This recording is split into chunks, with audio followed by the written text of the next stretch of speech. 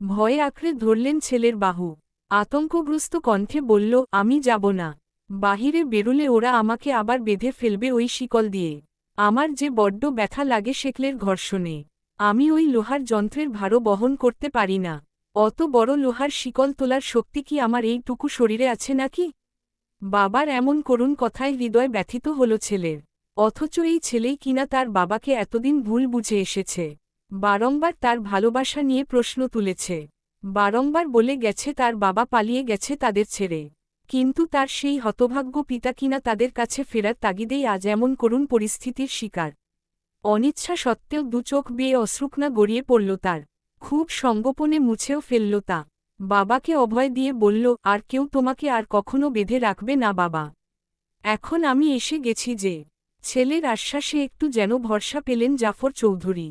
তবুও ভয়ার্ত দৃষ্টিতে এদিক ওদিক তাকিয়ে বললেন, সত্যি আর কেউ আমাকে ওই লোহার শক্ত শিকল দ্বারা বেঁধে রাখবে না তো? জায়ান তার বাহুতে খামচে ধরা বাবার হাতখানা নামিয়ে নিজের মুঠোবন্দি করে নিল।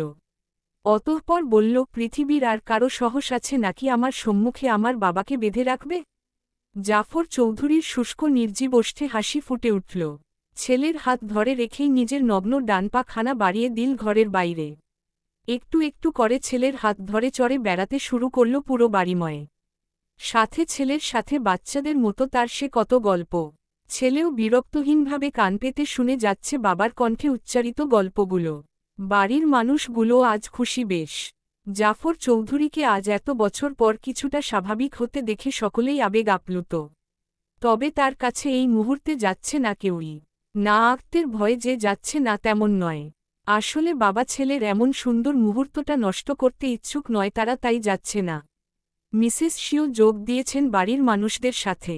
এসে দাঁড়িয়েছেন তাদের পাশে। দূর থেকেই দু চোখ ভরে উপভোগ করছেন বাবা ছেলের সুন্দর মুহূর্তগুলো। সময়ের কাঁটা দৌড়ে চলছে নিজ গতিতে। কাউকে কোনো ইঙ্গিত না জানিয়েই সে নীরবে নিঃশব্দে বয়ে চলেছে। এরই মধ্যে দিন দুই কেটে গেছে। জাফর সাহেব এখন কিছুটা স্বাভাবিক। তবে একদম স্বাভাবিক নয়। এখনও সে মানুষ দেখলেই আঘাত করে, আলো সহ্য করতে পারে না। তবে মিসেস শিও এবং জায়ানের কথা রাখেন। তারা কোনো কথা বুঝিয়ে বললে কিংবা কাউকে আঘাত করতে বারণ করলে বাচ্চাদের মতো মেনে নেয় তাদের কথা। তবে স্ত্রী আর পুত্র ব্যতীত আর কারো কথা শোনে না সে। মিসেস শিও আর জায়ান মিলে ইতোমধ্যে জাফর চৌধুরীর বাহ্যিক চেহারাও পাল্টে ফেলেছেন অনেকটা। ছেঁড়া জীর্ণ পোশাক ফেলে দিয়ে কিনে এনেছেন নতুন পোশাক। মাথায় ধারণ করা জটাধারী লম্বা চুলগুলো একদম কেটে মাথায় টাক করে দিয়েছেন। বহু দিনের জট ধরা দাড়িগুলোও কেটে দিয়েছেন।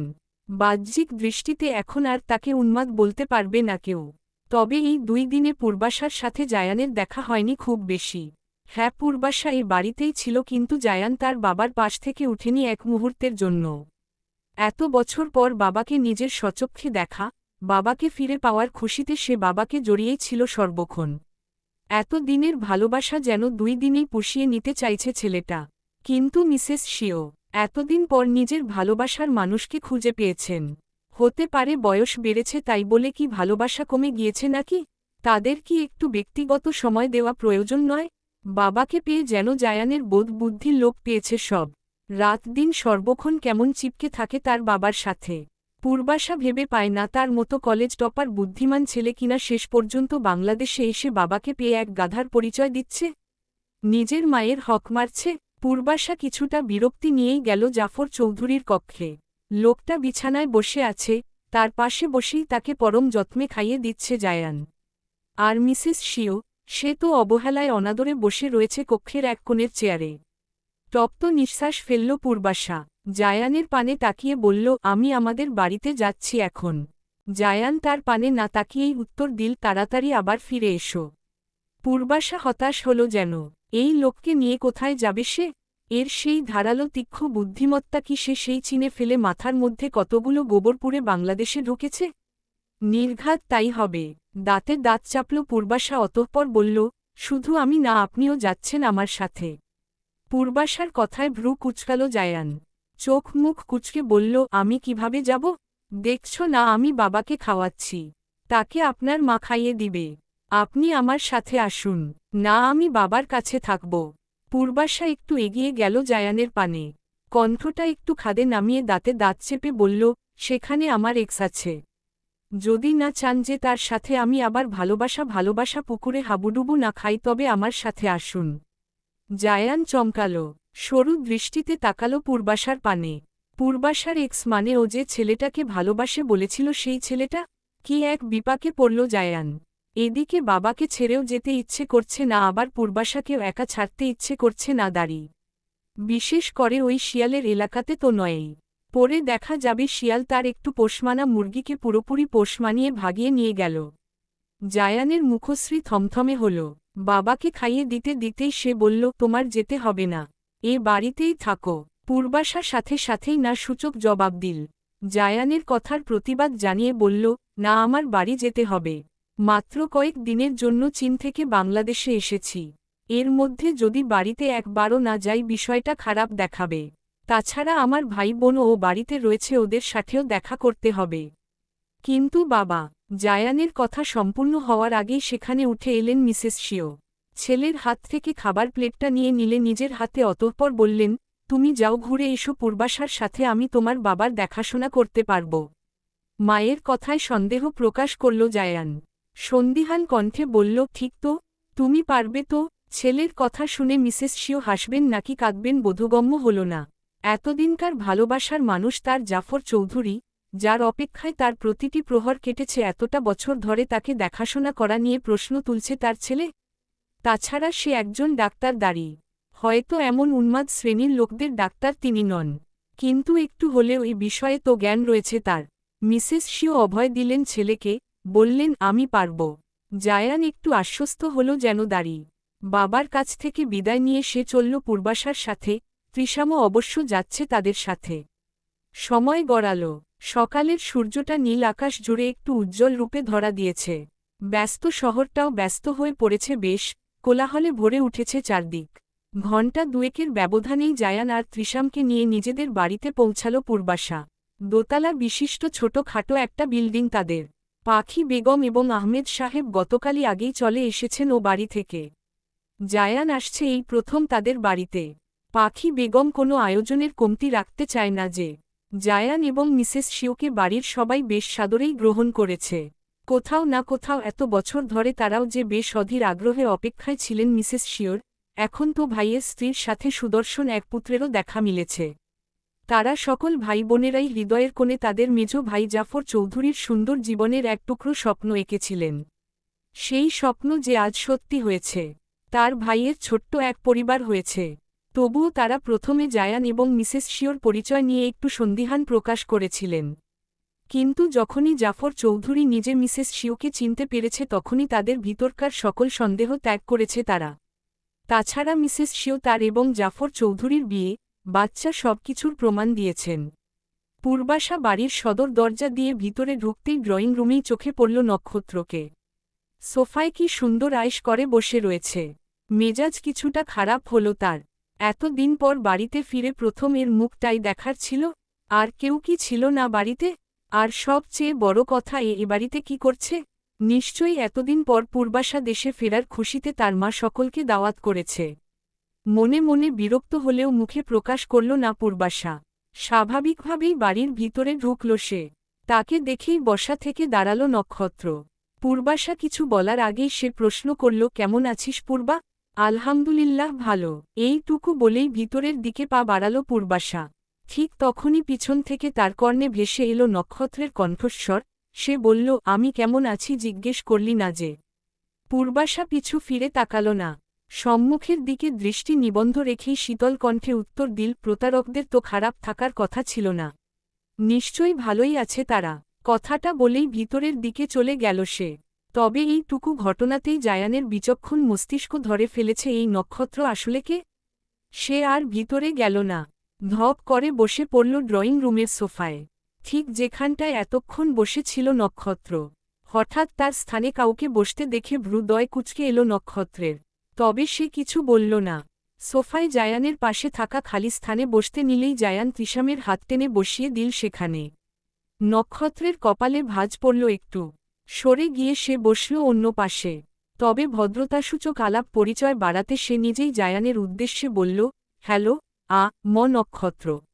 জায়ানের দৃষ্টি তীক্ষ্ণ হল। শুদ্ধ বাংলায় সে বলল, আমি বাংলা জানি।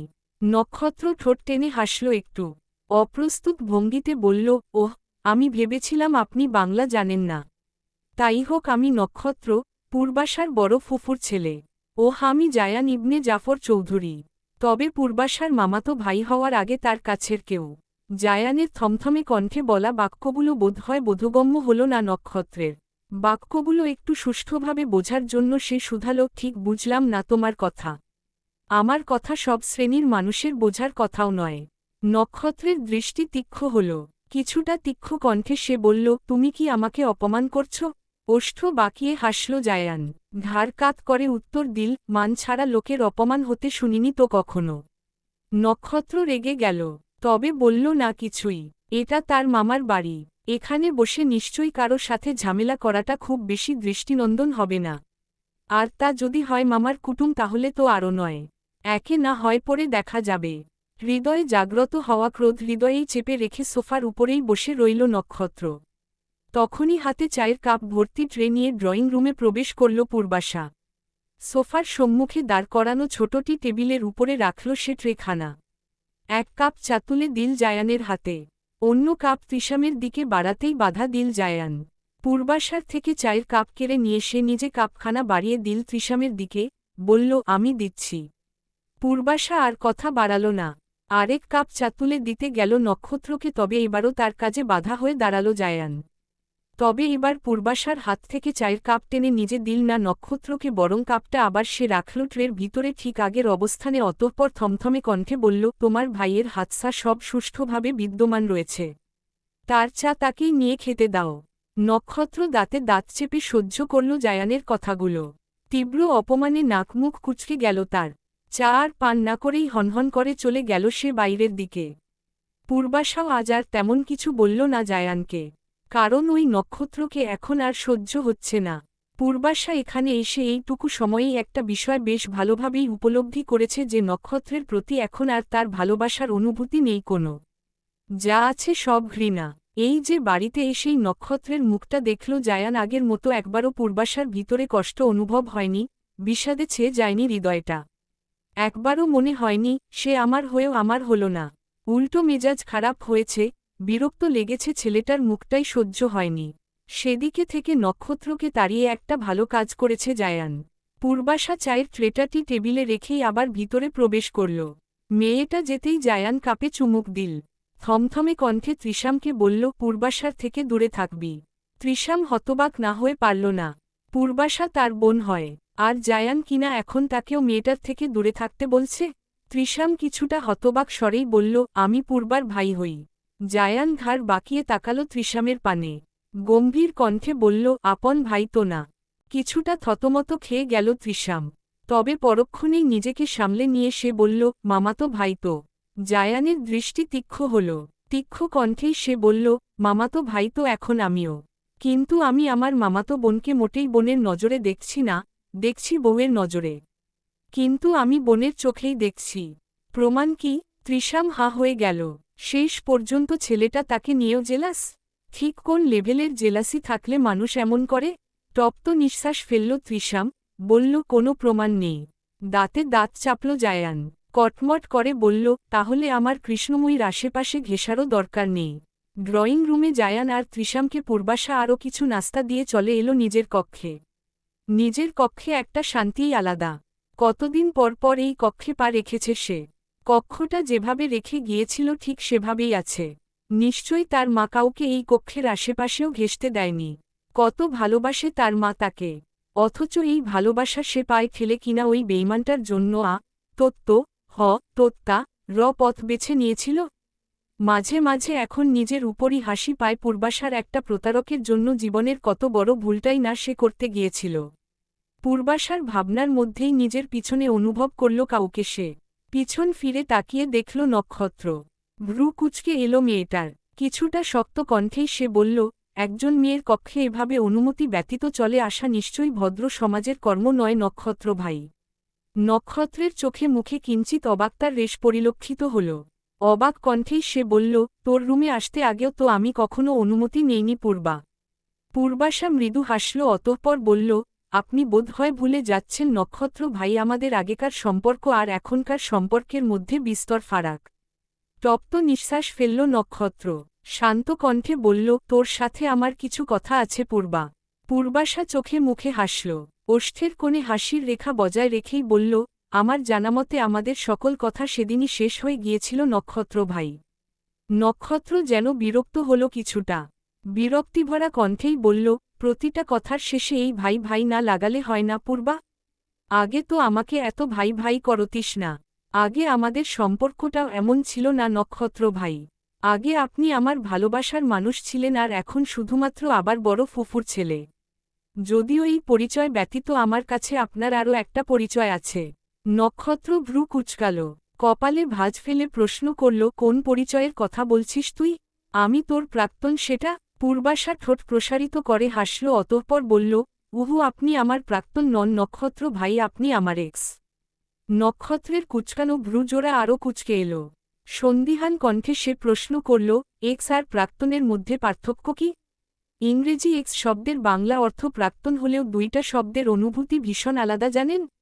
আমরা যখন আমাদের কণ্ঠে এক্স শব্দটা উচ্চারিত করি তখন অনায়াসেই শব্দটা কণ্ঠ থেকে মুখে চলে আসে। ফট করে বলে ফেলি, আমার এক্স খারাপ, বাজে, ঠক, প্রতারক কিংবা বেইমান। কিন্তু আমরা যখন কণ্ঠে প্রাক্তন শব্দটা উচ্চারিত করি তখন খুব সহজে শব্দটা কণ্ঠ থেকে মুখে আসতে চায় না, গলা ধরে আসে। চোখের সম্মুখে প্রাক্তন ভালোবাসার মানুষটার সাথে কাটানো খারাপ ভালো মুহূর্তগুলো চোখের সম্মুখে ভেসে ওঠে। এক্সদের আমাদের জীবনে কখনো প্রাধান্য থাকে না, আর প্রাক্তনরা বিচ্ছেদের বহু যুগ পরেও আমাদের দীর্ঘশ্বাসের সাথেও উঠে আসে। কথাগুলো বলে একটু থামল পূর্বাশা, অতঃপর আবার বলল, আপনি আমার প্রাক্তন হওয়ার যোগ্যতা রাখেন না নক্ষত্র ভাই। পূর্বাশার কথাগুলো যেন তীরের মতো আঘাত করল নক্ষত্রের হৃদয়ে। সে খারাপ ছেলে নয়, তবুও একটা মজার ছলে আজ সে কারো গল্পে বেইমান। প্রথমে নিজের ভুল নিজের অন্যায় না মানলেও পরবর্তীতে একটু একটু করে সে নিজের ভুলগুলো উপলব্ধি করতে পেরেছে। পূর্বাশা দেশ ছেড়ে চলে যাওয়ার পর মেয়েটার শূন্যতা যেন দিশেহারা করে তুলেছিল নক্ষত্রের সুন্দর জীবনটা। পূর্বাশার কমতিটা সে সবচেয়ে বেশি উপলব্ধি করতে পেরেছিল যখন সে দ্বিতীয়বারের মতো আবারও কোনো নারীকে প্রেম নিবেদন করতে গিয়েছিল। সে পারেনি অন্য কোনো নারীকে প্রেম নিবেদন করতে। হাত কেঁপেছিল তার। যে কণ্ঠ থেকে পূর্বাশার জন্য, ওই কুৎসিত কালো মেয়েটার জন্য, আমি তোমাকে ভালোবাসি বাক্যটা উচ্চারিত হয়েছিল, সেই কণ্ঠ থেকে আর কোনো নারীর জন্য ওই বাক্যটা উচ্চারিত করতে পারেনি নক্ষত্র। মেয়েটাকে হারিয়ে সে বুঝেছে আসলে মেয়েটা ঠিক কতটা স্থান জুড়ে ছিল তার জীবনে। ওই যে কথায় আছে না, মানুষ দাঁত থাকতে দাঁতের মর্ম বোঝে না। নক্ষত্রের অবস্থাও হয়েছিল তেমন। আর যখন সে পূর্বাশার মর্ম বুঝেছিল তখন মেয়েটা তার নিকট থেকে দূরে চলে গিয়েছিল, অনেক দূরে। অনেকবার পূর্বাশার সাথে যোগাযোগ করার চেষ্টা করেছে নক্ষত্র, কিন্তু পারেনি। হয়তো পূর্বাশা তার সাথে যোগাযোগ করতে চায়নি, তাই পারেনি। অধীর আগ্রহে সে অপেক্ষা করেছে মেয়েটার, একটা বার নিজের কৃতকর্মের জন্য ক্ষমা চাইতে চেয়েছে। পূর্বাশা এসেছেও তার সম্মুখে তার অপেক্ষার অবসান ঘটিয়ে। তবে এই পূর্বাশার হৃদয়ে আজ আর কোনো স্থান নেই নক্ষত্রের। চোখ জোড়া ছলছল করে উঠল ছেলেটার। ক্ষমা চাইতে এলেও মুখ থেকে কোনো শব্দ আর বের করতে পারল না সে। গলাটা কেমন ধরে আসছে। নীরবে নিঃশব্দে পূর্বাশার কক্ষ থেকে প্রস্থান করল নক্ষত্র। তারা চিহ্ন, তারা চিহ্ন, তারা চিহ্ন। বেলা গড়িয়েছে। সূর্যটা তার তেজ বাড়িয়ে মাথার উপরে চলে এসেছে। পাখি বেগম খাবার দিয়েছেন টেবিলে। আত্মীয় স্বজন অনেকেই খেতে বসেছে সেখানে। বিশেষ করে জায়ান, ত্রিশাম, পূর্বাশা আর নক্ষত্র। ডালিয়া বেগম মানে নক্ষত্রের মা ছিলেন না এখানে। হঠাৎ করে কোথা থেকে এসে যেন উপস্থিত হলেন তিনি। হয়তো ছেলেকে আগে পাঠিয়ে দিয়ে এখনই বাড়ি থেকে এসেছেন তিনি। বাড়িতে ঢুকেই তিনি এগিয়ে এলেন পূর্বাশার পানে। এতকাল যে কণ্ঠ থেকে পূর্বাশার জন্য তিরস্কারমূলক কথা ছেড়েছেন, আজ সেই কণ্ঠ থেকেই পূর্বাশার প্রশংসা করে বললেন, বাহ, তুই তো দেখছি চীনে গিয়ে সুন্দরী হয়ে গেছিস। গায়ের রংটা উজ্জ্বল হয়ে বেশ। এতদিন ফুফুর তিরস্কারমূলক কথাগুলো হজম করতে পারলেও আজ কেন যেন এই প্রশংসা হজম করতে পারল না সে। কিছুটা ঠান্ডা কণ্ঠেই সে উত্তর দিল, মানুষের সৌন্দর্য খুঁজতেও সুন্দর একটা হৃদয়ের প্রয়োজন হয় ফুপি। আমি বোধহয় অসুন্দর কখনো ছিলাম না, শুধু কিছু মানুষের অসুন্দর দৃষ্টিতে নিবন্ধ হয়েছিলাম মাত্র। ডালিয়া বেগম খুব একটা বুঝলেন না পূর্বাশার কথাগুলো। তাদের মতো আগেকার মানুষ কি আর ঘুরানো প্যাঁচানো কথা বোঝে নাকি? তারা বোঝে সোজাসাপটা সরাসরি কথা। তাই তো মানুষকেও কখনো সরাসরিভাবে অপমান করতে দ্বিধাবোধ করে না। তবে পূর্বাশার এহেন জবাবে বেশ খুশি হয়েছেন পাখি বেগম এবং আহমেদ সাহেব। তারা বরাবরই চেয়েছেন পূর্বাশা নিজের হয়ে জবাব দিতে শিখুক, তাকে করা প্রতিটি অপমানের জবাব সে দিক। এই যে মেয়েটা আজ কি সুন্দরভাবে জবাব দিল! উৎফুল্ল হয়ে উঠল আহমেদ সাহেবের হৃদয়। জায়ানও বেশ খুশি হয়েছে পূর্বাশার জবাবে। মেয়েটার পাশেই বসে ছিল সেই। কথা শেষ হতেই ছেলেটা ঝুঁকে গেল পূর্বাশার পানে, ফিসফিসিয়ে বলল, বাহ, তোমার গায়ে দেখছি আমার সুগন্ধযুক্ত হাওয়াটা লেগেই গেছে। জায়ানের কথায় ভ্রু কুঁচকে এলো পূর্বাশার। কণ্ঠটা একটু খাদে নামিয়ে সে প্রশ্ন করল, মানে? এই যে কি সুন্দর আমার বাতাসে জবাব দিতে শিখেছ তুমি। বেলা গড়াল। জায়ান আর তৃষাম আজ আর তাদের বাড়িতে ফিরল না। পাখি বেগমের আদর আপ্যায়নে থেকে গেল এই বাড়িতেই। আর খুব সুন্দরভাবে ঘাটিও গাড়ল পূর্বাশার কক্ষেও। জায়ান এমনিও এ বাড়ির কাউকে চিনে না, অন্য কোনো কক্ষে একা একা বসে থাকতে অস্বস্তি লাগে কেমন একটা। আর রয়েছে তৃষাম, ও থাকাও যা না থাকাও তাই। এসে থেকে পূর্বাশার কাজিন বোনদের পিছনে ছুকছুক ভাব। ও ব্যাটাকে ওই কাজিন নারী মহলে ফেলে এসেই এখানে বেশ আয়েশ করে শুয়ে রয়েছে পূর্বাশার কক্ষে। পূর্বাশা শুধুমাত্র অগ্নি দৃষ্টিতে দেখে যাচ্ছে জায়ানের কর্মকাণ্ড, বলতে পারছে না কিছুই। মুখ খুললেই আবার চেঁচিয়ে উঠছে তার মা। তবুও পূর্বাশা এগিয়ে গেল বিছানার কাছে। দাঁতে দাঁত চেপে বলল, সমস্যা কি? আপনি এখানে এসে শুয়ে পড়েছেন কেন? দেখছি। কি, তোমার ঘর বিছানা কেমন তা? বিয়ের পর শ্বশুর বাড়ি এসে থাকতে হবে না? শ্বশুর বাড়ি কিসের শ্বশুর বাড়ি? আমি তো আপনাকে বিয়েই করব না। তোমাকে করতে হবে না, আমি করব। তুমি শুধু সময় মতো কবুল বলে দিও। আপনি একটা। কথাটুকু বলেই জায়ানের দিকে তেড়ে গেল পূর্বাশা। কিন্তু কিছু করার আগেই তার ঘরের দরজায় টোকা দিল কেউ। পূর্বাশা ফিরে তাকালো সেদিকে। দেখল নক্ষত্র দাঁড়িয়ে আছে। ভ্রু কুঁচকে এলো পূর্বাশার, বলল, আপনি? নক্ষত্র ভিতরে এলো। জায়ানের পানে একবার তাকিয়ে বলল, দেখতে এলাম। ওহ! জায়ানের দৃষ্টি তীক্ষ্ণ হল। বিছানা ছেড়ে সে উঠে এলো, দাঁড়ালো পূর্বাশার পাশে। নক্ষত্রের পানে তাকিয়ে থমথমে কণ্ঠে বলল, আপনি নিজের বাড়িতে যাচ্ছেন না কেন এখনও? পূর্বাশা চোখ গরম করে তাকালো জায়ানের পানে। কটমট করে বলল, ঝামেলা না করে তৃষাম ভাইয়ের কাছে যান। আর ভুলে যাবেন না, উনি কিন্তু আমার ফুফাতো ভাইও লাগেন। পূর্বাশার কথায় জায়ানের মধ্যে কোনো হেলদোল পরিলক্ষিত হল না। তবে নক্ষত্রের দৃষ্টিও তীক্ষ্ণ হল এবার।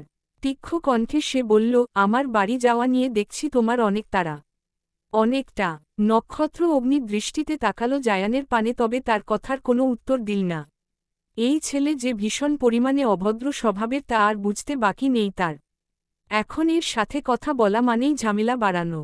নক্ষত্র দৃষ্টি সরালো জায়ানের উপর থেকে।